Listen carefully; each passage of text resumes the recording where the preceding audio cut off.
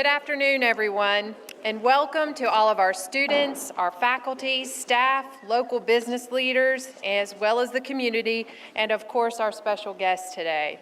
A big Concord welcome to Mr. John Bassett, Ms. Sheila Keys, and Mr. Tom Ward. We are thrilled that you have joined us here at the Campus Beautiful today, and that we really hope that you've enjoyed your time so far. Our relationship with Mr. John Bassett began earlier this year when he served as the keynote speaker for our foundation's fundraising dinner in Roanoke, Virginia. With no real connection to our university, he was generously willing to speak to help us raise the money we needed to support our Pathways Scholarship. In fact, because of his help, for a third year in a row, the Pathways Scholarship financially supported 35 students with $2,000 scholarships each. To date, more than 100 students have benefited from this fund, with more than $210,000 distributed. I would be remiss if I didn't recognize the individual responsible for making this connection with Mr. Bassett possible. Victor Fotai, Concord College class of 1958, a successful CPA and founder of the accounting firm Fotai, Flynn, Lowen & Company, as well as a well-known business leader and entrepreneur in his community. Mr. Fotai and wife Sue are here today, so please join me in a round of applause to thank them for their commitment to our school and our students.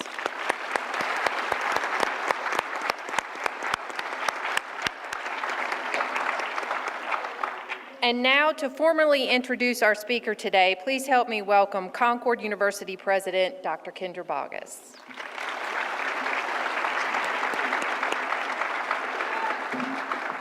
Thank you. Thank you for the introduction, and thanks to all of you who are here today. It's a little chilly today, a little bit wet, but we're glad, all of us, to be here today. I did want to mention a number of people, and if you'll stand when I mention you, I'd just like to recognize Mr. Tom Ward, who traveled here from Richmond, Virginia to be here. He's described by Mr. Bassett as his very best friend, and we're really glad you could join us today. Ms. Sheila Key, who is Mr. Bassett's executive assistant, she's waving. She's been quite wonderful to work with in arranging to have Mr. Bassett join us in Roanoke last April. She's worked with our schedule so Mr. Fitzpatrick and I could visit the Vaughan-Bassett factory last month and assure that this day also became a reality, so we thank you for that. And once again, Mr. Vic Fotai and his wife Sue, we want to thank you for coming from Roanoke today to spend a little bit of time with us. I also want to mention and thank members of our Alumni Association who are here today. I noticed, and I can't see everybody, I noticed one of our Board of Governors members here, Mr. Richard Gerald. I saw Sally Howard. She's over here, so thank you for being here. I want to thank our faculty, staff, and the many students who have joined us, and especially thank the faculty who've provided encouragement and support for their students to attend the event. I also want to thank Princeton High School, who I believe brought 47 students. Where are you all? Yay, thank you all for coming. We're thrilled you're here. And I want to thank our technology team. That includes William Bailey, Alvin White, Steve Meadows, Chuck Elliott, and others who made a lot of the connectivity possible because we're also live streaming this event to Beckley. So I want to welcome those people who are watching from Beckley. Thank you so much. And now it's my pleasure to introduce you to someone I have come to admire tremendously in a very short period of time. When we were first introduced to Mr. Bassett down in Roanoke, he came over, and as is customary, the president gets to meet people, and he came over and he shook my hand and he said immediately, "What do you charge for tuition?" And I said, "I think it's right around $7,500. He said, "Are you sure?" I said, "Yes, sir." He said, "That's for a full year." I said, "Yes, sir. That's for a full year." And later in the evening, after the presentations by one of Concord's students, And after Mr. Bassett's presentation, I knew that I needed to ask him to please come to Concord because I wanted you to hear his story. I thought it was inspirational, and he told me he's not doing any more of these events. So later he came back and he explained why, and still later he came back again and he said, okay, I'll come to Concord and I'll do one more event, but just for you.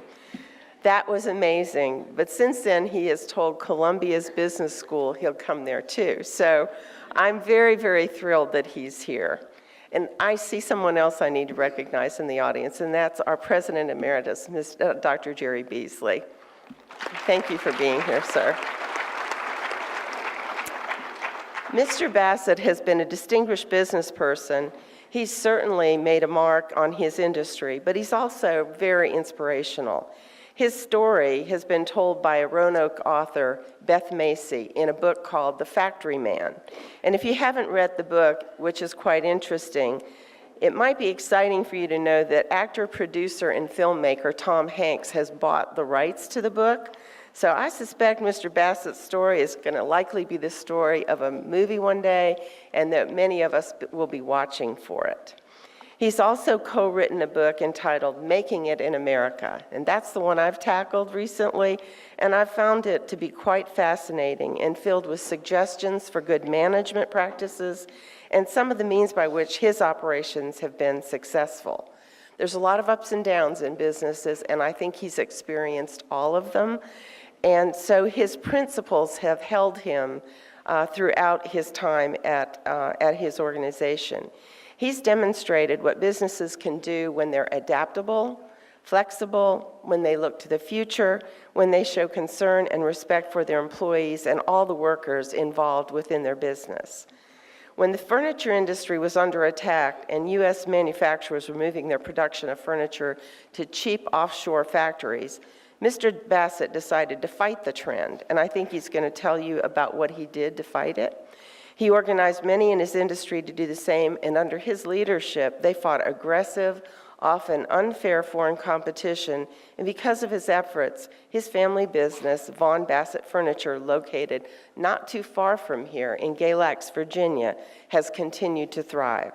He's saved hundreds of jobs, and he's kept a whole town alive. Mr. Bassett's policies and practices have enabled his company to weather globalism, ever-changing technology, a crippling fiscal crisis, and profound industrial change. And that's a quote from Making It in America. It is my pleasure now to introduce you to Mr. John Bassett III and let him continue to tell you his story from his own perspective. Thank you.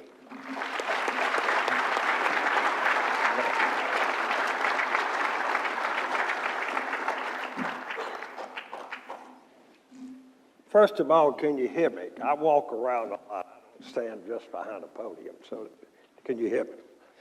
All right, let me tell you first, I toured your campus today, and I love it. I mean, y'all are the real world. You are living the same life we live. You are fighting the same battles we fought, and you're not giving up. So I'm going to share to you today what we did. Maybe it will help you. Ours is a furniture business. Yours, in many ways, is a coal industry. But the way I wouldn't be here today if a lady in Roanoke had not written this book. And it's about globalization. And she used the furniture industry in my family as an example, but it could be many different industries. Textile, apparel, footwear, and many other things that happened during the world of globalization. And she tells you in here that because of globalization, we closed 63,000 factories. I know in the furniture industry where we were, we eliminated 300,000 people. Now we're still here. 90% of what we do today in America, we're doing it. 90% of our domestic competitors are gone. But she tells a story. And people say, many people say, John, you wrote this book. I said, no, I didn't either. I didn't write this book. Oh, yes, you did. I said, I can prove it. So get this book. turn to chapter 1, and I'm going to read the first 2 paragraphs, and I'm going to prove to you today I did not write this book. So I'm going to read 2 paragraphs. Once in a reporter's career, if one is very lucky, a person like John D. Bassett III comes along. JB3 is inspirational. He's brash.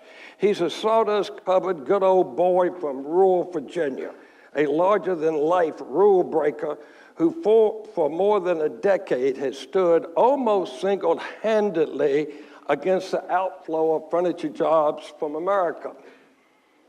He's an asshole. More than one of his competitors balked when they heard I was writing a book about globalization with JB3 as the main character. Over the course of researching this book, over the course of hearing his many lectures and listening to him evade my questions by telling me the same stories over and over, there were times I agreed. Chapter 1, the first 2 paragraphs, you called me an asshole twice. Now you know I didn't write the book. I'm not saying I'm not an asshole. I'm just saying I didn't write the damn book.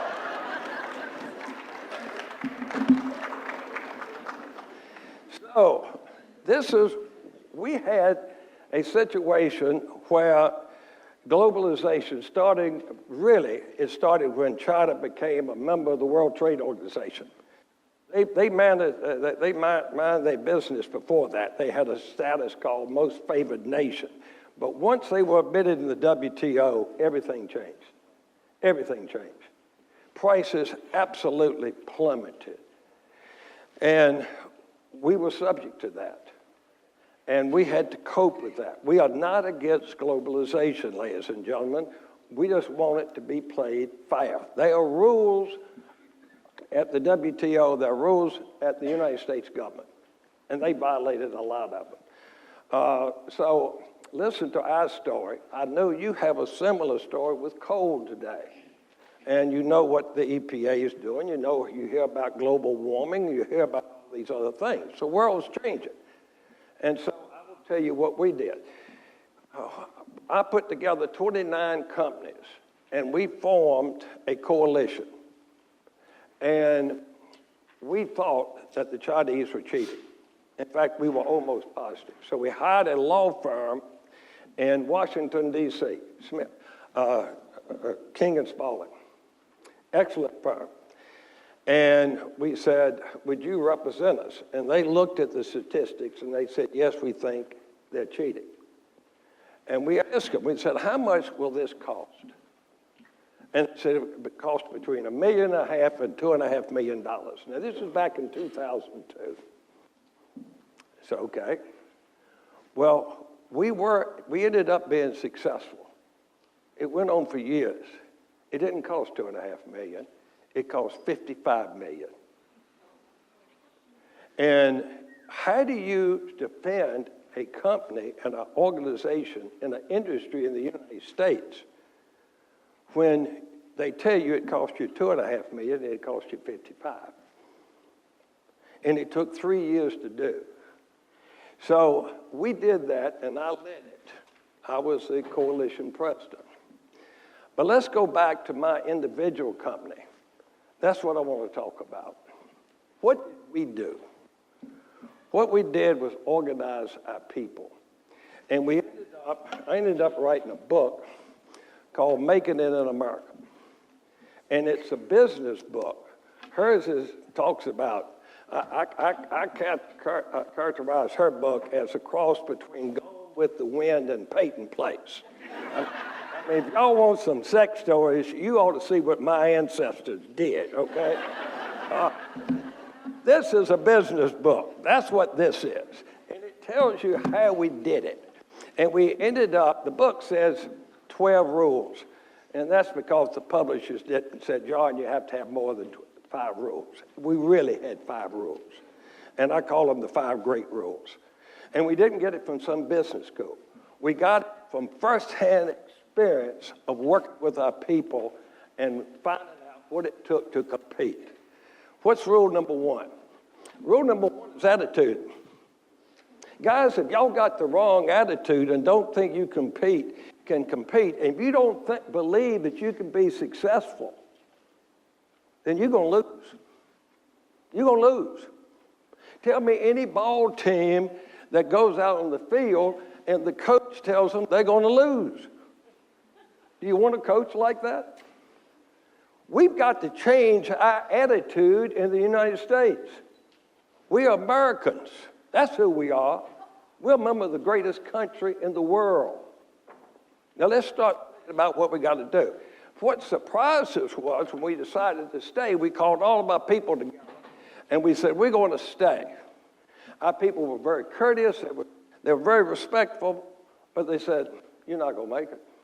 We're waiting for our pink slip. We're waiting for our 60 days that you have to tell us, and then the severance pay. And I realized we had to change. We had to change that whole company. We had to change the way we think. And we had to change the way we compete. That's rule number one. And so you go to rule number two. How do you change an attitude? You change an attitude with leadership. That's how you change an attitude. Listen, I don't know if you saw the movie. It was, I think, last December. It was a movie about Winston Churchill when he first became Prime Minister of England. It's called The Darkest Hour. And there were members, had a coalition government between the Labour and the Conservatives.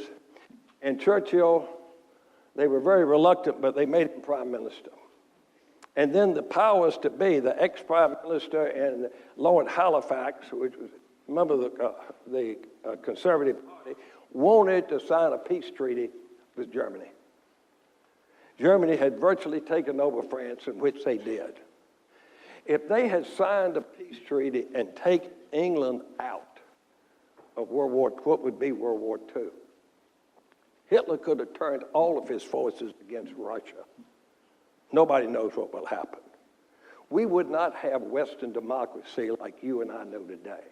There would be no Normandy. We couldn't have gone to Normandy if we didn't go to England first. We couldn't have launched an attack from New York City. That wasn't going to work. Churchill saved democracy for all of us because he led. He led. John F. Kennedy said he mobilized the English language and sent it into war. So we had to convince these people, in fact, we were not going to lose, and we were going to make this happen. When they went to work, we were there. When they left work, we were there. I remember we bought some new equipment, some of it $300,000 or $400,000, and it would come in and people would just look at it and say, what is this? I said, new piece of equipment. How much it cost? We tell them. Why'd you buy it? I said, we bought it because we're not going out of business. We're going to stay right here. Y'all get through your heads, we're not moving. And they started to believe. And they realized this management was not going to turn tail and run. And I led the coalition, and in all the papers, I got a tremendous amount of criticism from the retailers and from other people. A lot of business schools say this is the new world today. It's time to shut these factories. They said, we don't need these type of factories anymore. And I was bucking that whole trend. And the people in the factory started paying attention to it. And they said, you really need to stay. And I said, yes, and we need your help. We got to do this as an organization. This is what we've got to do. And we've got to be winners. And we got to think like winners and start using our heads. There's a word in business that I really despise. I really despise it. And the word is can't. Now, you can tell me we have a problem and we haven't solved it, but don't tell me you can't solve it. When you say can't, two things happen. First of all, you can quit thinking because you've given up. Number two is you quit trying. You don't ever quit trying, and you don't ever quit thinking. And we would work on things, and we were in trouble with things, and sometimes they failed. Don't be afraid of failure. Learn from your failures. I learned a lot more from my failures than I did my successes, because I learned what not to do again. My father had a wonderful saying. He said, son, I can put up with your ignorance, but I will not tolerate your stupidity. And what he meant by that was, if you make a mistake and you don't know any better, I'll teach you the right thing to do. Stupidity is when you do it the second time. And that was a very unpleasant experience. Okay? So we said, we're not going to accept failure, guys. We're going to make this thing happen, and we're going to do it together. Get this through your head. Don't come in here pouting with your tail between your legs. Now, come in here and say, I got a problem, let's work on it. And we all got to work on it. Let me go to rule number 3. Rule number 3 is a very interesting one. Rule number 3 is you've got to be willing to change and improve again, and again. 3 very important words. You got to change. People say, we did it this way for 20 years. Well, if it's not working, you better change. Have y'all ever seen this little book called Who Moved My Cheese? Okay? If you haven't, read it. It'll take you an hour or 2.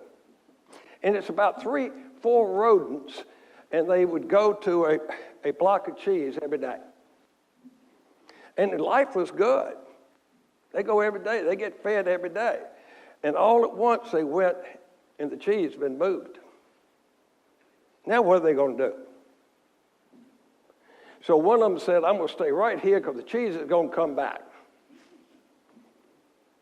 The other 3, through one way or another, found the cheese. Sometimes it was very dangerous and etc. Well, I would buy these books and I give them my supervisors. I said, I want you to read this book. And they'd come in and we'd sit down. And I said, okay, the book, yes. I said, who should this company be? And 95% of the time, they would say, we should be one of the 3 that found the cheese. And I said, that's a good answer, but that's not the best answer. And they look at me and say, you mean you think we ought to sit here and wait for the cheese to come back? I said, I say that. But I don't think it's the best answer. So invariably, they would say, all right, John, what do you think the best answer is? I said, it doesn't tell you who it is in this book, but somebody moved that cheese. Guys, we've got to be the one that moved the cheese. Why do we spend our life trying to catch up with somebody else that's already outpaced us? This is the attitude we got to have. We're going to move the cheese. And when the people start looking for it, we're going to move it before they find it. And we're going to let them chase us. And that's exactly the attitude we need in America. You've got to be willing to change and improve again, and again. What's rule number 4? Rule number 4 is don't panic. Competition loves to tell you what they're going to do to you. The Chinese would say, you know, this is our labor, look at our labor rates. And we have no health insurance. We have no Social Security. We have no workman compensation. We don't have any of these costs. You can't compete with us. You better start buying from us before we fill up and we don't have enough room to take care of you. They want to panic you. So we sat down and I said, okay, guys, let's just sit here and think about what they can do. So we listed them out. And I said, where are weaknesses? And people looked at me and said, what do you mean? And I said, where are the Chinese weaknesses? And I said, how far are they from our markets? How far is China from Charlotte, North Carolina? It takes them 3 or 4 months to deliver this stuff. I said, we can drive to Charlotte in 2 hours. And when you buy our product, we're not going to make you wait 3 or 4 months. we're going to have more inventory, and we're going to ship in 48 hours. And we would go to the trucking companies and tell them what we wanted them to do, and they laughed at us. So I called them in again, and I said, okay, this is what we're going to do. We're going to pay you 1% more for freight. 1%. You say, well, 1% doesn't mean anything. Oh, yes, it does, too. Because if they charge 10% freight, we're going to charge 11%. It's 1% to the dealer. It is a 10% price increase to the trucker. When you go from 10 to 11, guys, you've gone up 10%. And we said, number two is, you don't have to collect the bill from the trucker, from the retailer. Charge us, and we'll put it on our invoice. And I said, how long does it take y'all to get the retailer to pay you? And they said 60 days. And I said, we're going to pay you every 7 days. We're going to pay you 10% more, or even more if it's a 5% freight, and you go to 6, that's a 20% increase, and you collect your money every Thursday. We take all the credit risk, and we'll collect from the dealer. And we only charge the dealer what they charge. It wasn't a profit center. And then we went to the dealer, and they said, well, what else would we do? So you got to get it there in 7 days. They said, you're paying me 10 to 20% more. Your stuff will be on the truck. Don't worry about that. We will deliver this. And we went to the dealer, and we said, why are you carrying all this inventory? If we can deliver to you in 7 days, all you need is a floor sample. That's all you need. You don't need 15 suits in your warehouse. Use mine. Use mine. And I'm going to get it to you in 7 days. And when you sell it, I'll get it to you in 7 days. You deliver it in 3 more days, it's 10 days. And you get your money when you deliver it to the customer's home. Okay? That's 10 days. You don't owe me for 30 days. So you get to use my money for 20 days, and guess what? I've gotten rid of all your inventory for you. I've turned all that to cash. I've turned all that to cash. All you have to have is a floor sample. And boy, they said, we want to do business with you. And I said, you're not going to be able to do it, the guy on the other side of the Pacific Ocean. So we start thinking about what can we do as Americans that they can't do. And it's all a matter of thinking. And don't ever use the word can't. That gives you an excuse to fail. And if you do fail, learn from it. And don't make that mistake again. And that's what's important. And I'll give you an example. It happened last Sunday. New England Patriots played the Tennessee Titans. How many people saw that game? How many people thought that Tennessee would win? 1. I wish I'd asked him last week before the game, but anyway. The point of it is, they sat down, you don't have Tom Brady as your quarterback. But you know, if you have a great defense, no quarterback is good when he's running for his life. And when you have good cornerbacks and nobody's open, they got a problem. Now, you can't say I'm going to lose because I don't have Tom Brady. We've got to figure out how to win with the cards we're dealt. And that's exactly the way we thought. And we still think that way. We are still trying to come up with ways to be more efficient and more effective. But it starts with attitude, then it goes to leadership, then it goes to change, then it goes to panic. What's the 5th one? The 5th one is teamwork and communication. Guys, you can't do it by yourself. You got to put a team together. You got to have everybody on that team working toward the same end. And we had lots of communication. Americans want to be talked to. We want to know what's going on. So we constantly had meetings. And as I told you, I'll tell you the good news, I'll tell you the bad news, but I'm not going to lie to you. And this is what we need you to do. This is what we need to do. This is what we want to do. And we constantly kept building that leadership role. And let me give you, we'll move now to the financial crisis. And the financial crisis was worse than globalization. I mean, 2008, 9, 10, 11, we lived through it. Housing starts went off 75%. That's when people buy wood bedroom furniture that I make. When you market, 75% of your market disappears, that's a pretty good downturn, okay? And we had health insurance. We've had health insurance for 50, 60 years. But some people could not afford the health insurance for the entire family. So I walked in, I talked to my sons. I said, we got to do something for these people. And they said, Dad, we're losing money. I said, we got to help them. So we got a group out of Charlotte, came in and worked with the biggest internal revenue group we had in Galax, and we made a contract with them. And we still have it every year. And we buy hundreds of appointments. We start at 2 o'clock in the afternoon, we go to 8 o'clock at night, and that way you get the first shift and the second shift. And if you go to work for us, you, your spouse, and all your children can go to our free clinic, and 92% of the time, they prescribe generic drugs. And they can buy them for $3 or $4. Now, how many companies you know will take care of a family and their children, and they only have to pay $3 or $4? And those people knew we cared about them.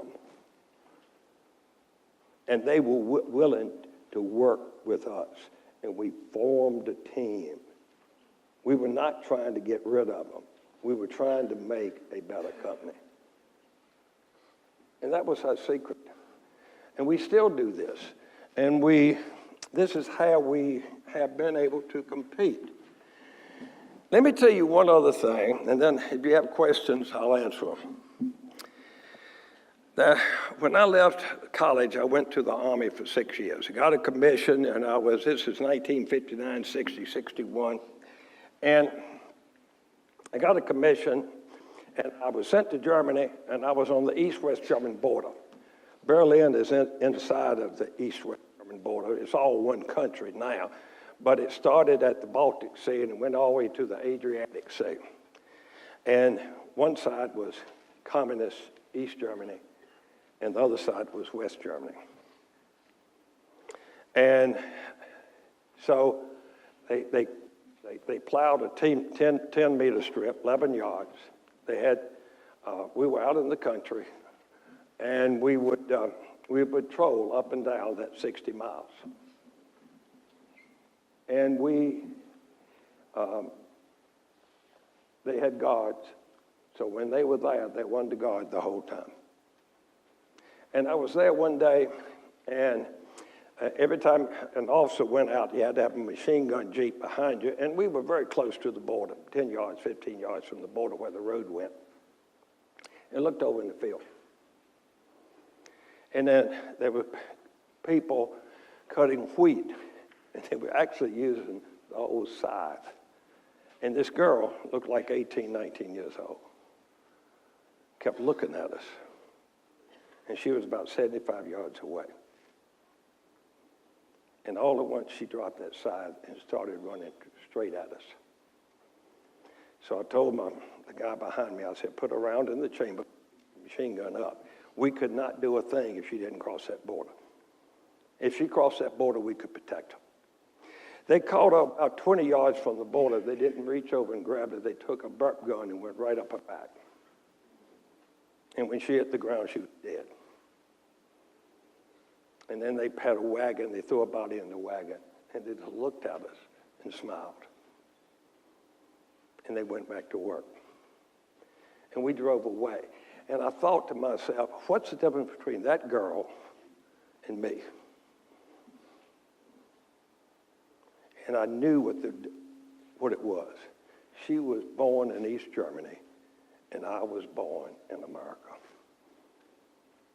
Do we know how damn lucky we are to be an American? Those people walking from Honduras, I don't know if they're violating the law or not. They're not stopping in Mexico. Where they want to come? They want to come to this country. We are in this country. It is time that we act like we used to act. Let's put this country back to work again, ladies and gentlemen. And I will tell all of you, this is the way I feel. We all owe a debt to our country. We all owe a debt to the state that we live in. You all owe a debt to this university, and you owe a debt to yourself. And if we take that and we act on it, we will be successful. Thank you.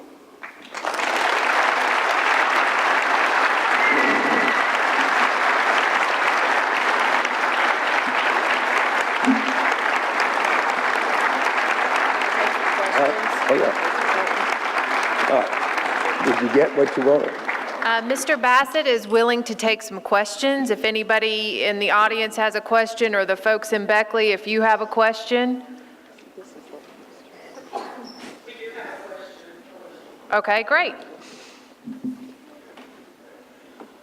Go ahead, Susan. The students would like to know what your greatest achievement is, beyond what you've already told us. You're asking me what my greatest achievement is, right? I've been married 55 years. That's my greatest achievement. I want you to know that.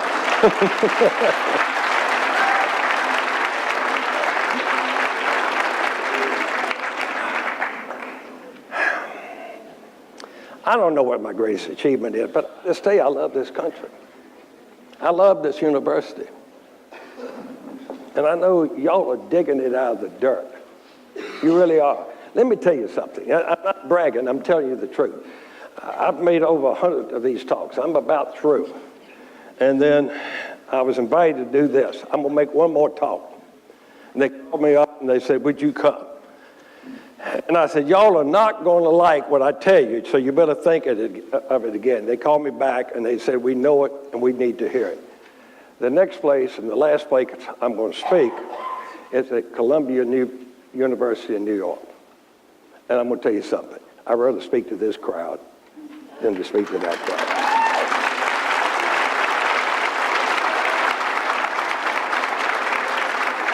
Oh, come on up and get, see, I don't have a hearing aids on. You got to tell me what the question is. Okay. Anybody have a question here that you'd like to ask Mr. Bassett? Well, I don't know so much about furniture industry, but my question is, who are your customers? Who are my customers? Yeah, and I think it's applied to furniture class. I mean, he said, who are my customers? What else is it? I missed the last part, I'm sorry. Upper middle class. Upper middle class people buy that furniture. What, are they upper middle class? Is who you supply to? We make middle class, and then we now make a whole group of solid furniture. We're making it the way, globalization almost destroyed the solid market. Today we make solid oak, we make solid cherry, we make solid maple. And a lot of people love to see furniture made 50, 70, 80 years ago. Now the designs have changed. The young people want the stuff a little set. I mean, I look in and here comes my granddaughter with a brand new set of blue jeans, and it has holes all in the damn knees. And I said, how much did we pay for that? He said, you do not want to know how much those cost. But I mean, so the designs have changed. That's the upper class. We make a center. We do not make the lowest price, but we make the middle class and the upper middle and not the top. So we're right where a lot of Americans are. But everything is made in Galax, Virginia. Everything. Yes, sir. The reason I went and you talked about China, cheap labor. Well, you can make your cost lower by automating the furniture industry more. I can make. Your cost lower if you automate. There is not a machine in the world we don't buy. We buy more equipment than any company, any state, any country, anywhere. You have got to invest in your people, and you've got to invest in your machinery. So I can tell you, you show me something we don't have, we need, we will buy it tomorrow. But let me give you an example. the area of a furniture factory is called the rough end. And the rough end is where you actually cut the raw lumber. You bring it in, you dry kill it, and then you bring it to the rough end to cut it. We put in a $6.5 million automated rough end.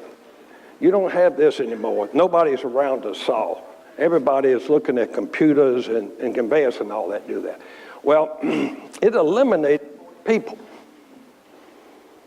Eliminated 40 people. We called all the people together. And we said, now, we're going to be moving you to other areas of this company. We're not going to cut your pay. If we put you in a job, we pay you, you will continue getting the pay you pay. And I said, we are going to get rid of those 40 people through attrition. They'll retire or they'll leave or whatever they do. And it took us about 11 months before people left voluntarily. We did not call them together and say, today is your last day and here's your check. And I did that for many reasons. I was concerned about them. But if you don't do that, your people fight new ideas. They fight equipment. And I said, we've got to have this to exist. So you are not going to be penalized. Again, ladies and gentlemen, what did I say? You organize your people and you start with attitude. And I did not want to change the attitude of those people. Any other questions? See somebody with their hand up. Find that in general, employee morale and employee productivity are in lockstep with each other? Employee morale and... Say that again. And productivity or... Yes, it has a heck of an influence. I mean, it's like when we did the free clinic and we did these other things and we talked to them. Now, believe me, if somebody's just dragging his rear and not doing his job, now, you know, I'm like a football coach. I'm going to talk to that guy, okay? And, you know, you're going to shape up if you're going to be part of this team. But no, they're in lockstep with each other. There's no question it is. There was another student, I believe. Hi, I'm originally from Bassett. My dad worked at the original Bassett Furniture for over 19 years. He was one of the first people that was laid off. So I know how much Bassett has changed over the years. I just want to know how you would compare the financial status of Bassett from, say, 2005, 2006 to today. All right, she's from Bassett, and what was the... Your father worked for Bassett for 19 years. Her father did? Yes. Thank you. And what else did she have? I'm sorry, I'm having a hard time hearing. I was just wondering how you would compare the financial status of Bassett as a whole from 2005, 2006 to today. Comparing the financial status of Bassett from 5 or 6 years ago to today. 2005, 2006. Okay. First of all, I left Bassett in 1983. The person who runs Bassett is my nephew, okay? And his mother is my sister. So that's a separate company. We know them and et cetera. But whenever I worked on this coalition or anything else, I never criticized a single company in our industry. I said, we all have tough decisions to make, and I'm not going to criticize them. So I'm not going to start criticizing Bassett. It might be great.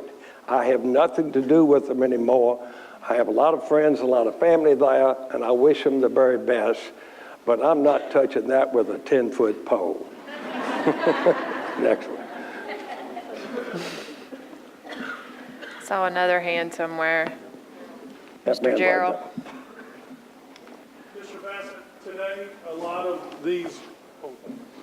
Mr. Bassett, today, a lot of these young students here, they're part of that millennial generation that's getting a bad rap. They don't work as well or as hard or as efficient as they used to be. Do you find the worker today to be any different than, let's say, 10, 15 years ago? I do. And I will start with my two sons. Do they work the schedule I work and still work and get up at 4 o'clock and no. But I will tell you, they're much better fathers than I was. I'll be very candid with you. They are much better with their children than I am.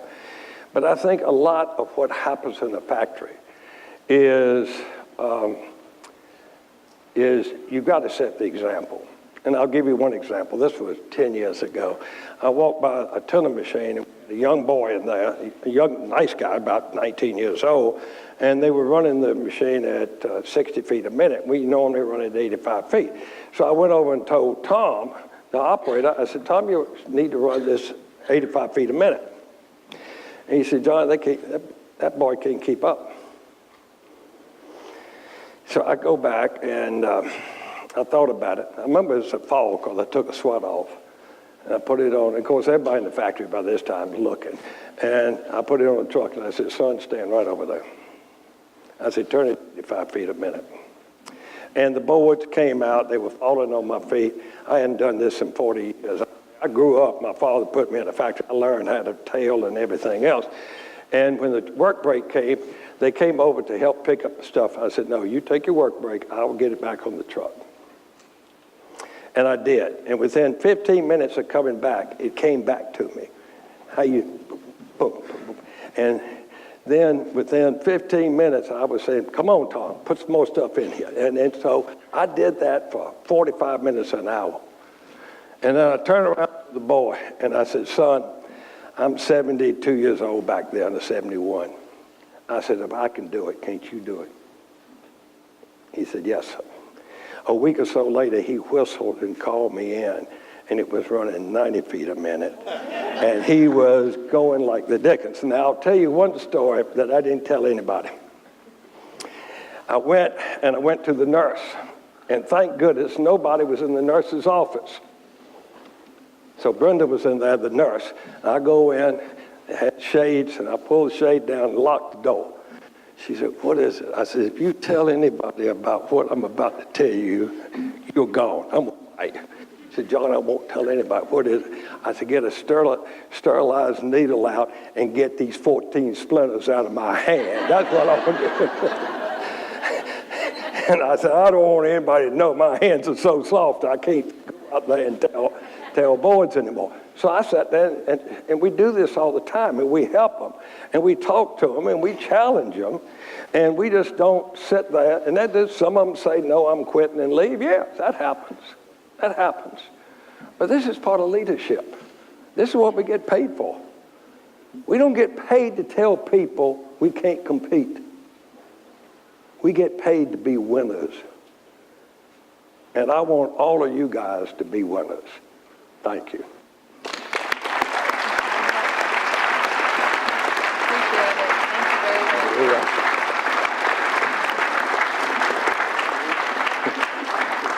Thank you very much, Mr. Bassett, for your talk today and for answering questions. We appreciate you coming to Athens to visit our campus. We hope you enjoyed it as much as we've enjoyed you. To all of the Concord students, if you have your student ID, there's a table set up as you walk out that you'll need to swipe your card so that we can make sure that your attendance is accounted for. If you do not have your ID, there is a sign-up sheet for you to sign. Thank you all for coming today. Have a good afternoon.